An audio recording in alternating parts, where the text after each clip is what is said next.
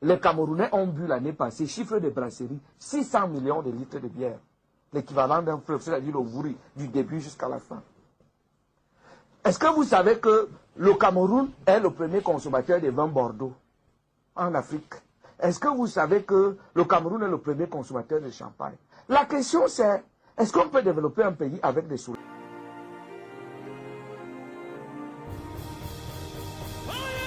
Une jeunesse fer de lance de la nation devenue désormais fer de lance de la consommation d'alcool. La consommation exagérée d'alcool par la jeunesse camerounaise, un fléau exécrant. Des fêtes de la nativité à la nouvelle an, la jeunesse a fortement montré qu'elle avait un capital d'alcool dépassant le salaire mensuel des parents. Mais que oui, elle est pourtant considérée comme le fer de lance de la nation. Mais quelle nation s'est construite avec l'alcool sauvage? C'est décevant. Comment expliquer que la consommation d'alcool est devenue indispensable en milieu jeune? Des 653,9 millions de litres de bière vendus en 2017 par exemple, le pourcentage de consommation des jeunes est fort ahurissant que même le bon Dieu ne trouvera une explication à cette barbarie. Ils consomment à tout bout de champ. Le seul moment où la bière est absente de leurs mains, c'est en présence d'un enseignant en salle de classe. On dirait même que ça fait partie des activités scolaires. Si on laisse les choses aller au rythme actuel, le gouvernement devra inscrire la consommation alcoolique dans le programme scolaire 2022. Allez voir boire excessivement. Quelqu'un qui n'en a jamais goûté penserait qu'elle a plutôt un rôle de réacteur pour le cerveau. On dirait que l'amertume qui caractérise principalement la bière est pour eux tout le contraire. Sur les étiquettes collées sur chaque bouteille de bière, on peut pourtant lire « consommer avec modération », interdire aux moins de 21 ans et plus encore. Mais les principaux organisateurs des rencontres où seul l'alcool fait acte de présence, baptisés charter, comme ils le disent couramment, sont au-dessus de cette tranche d'âge. Les regroupements se font en grand nombre. Tant pis pour celui qui n'en consomme pas, il est simplement exclu du charter et son non-adhésion est considérée comme faiblesse. Celui qui boit moins de 100 est taxé de mauvais. Si jamais une bière t'est offerte et que tu choisis de prendre un jus naturel, leur question traditionnelle, on t'a opéré. Et généralement dans ces cas, si tu ne peux prendre la bière, alors tu n'auras que dalle. À la limite, l'on se demande si c'est une épidémie ou une malédiction pour les jeunes Camerounais dont le budget de la bière d'un dépasse plus souvent la ration mensuelle des parents. D'où proviennent ces fonds? Seraient-ils subventionnés dans leur consommation abusive? Nous en sommes stupéfaits. Parlant même de l'étiquette collée sur les bouteilles, le barman n'a rien à cirer. Si la moyenne d'âge de ses clients est en dessous de 18 ans, pourvu qu'il fasse ses recettes, c'est scandaleux.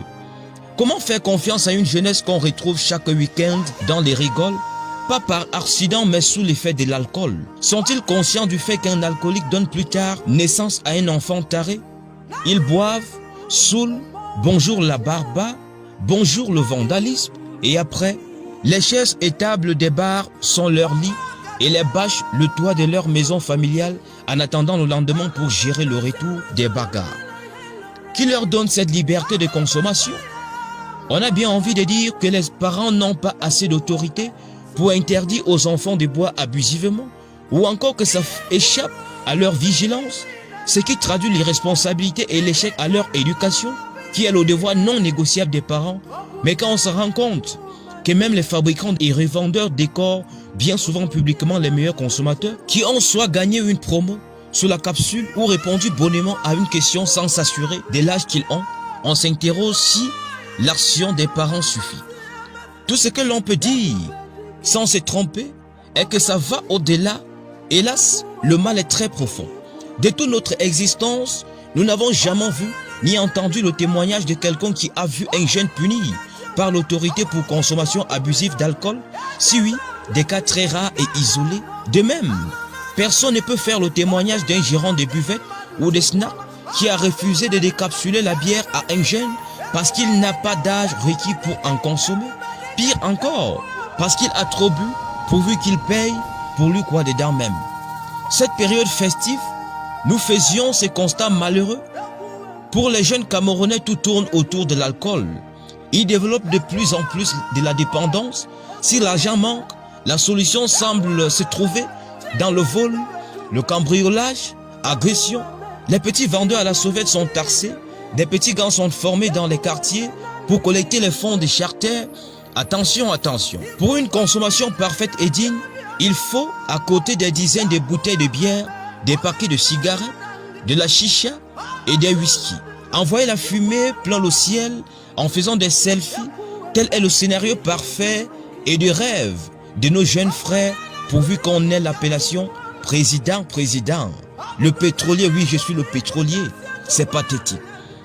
Les études abandonnées au profit de la bière.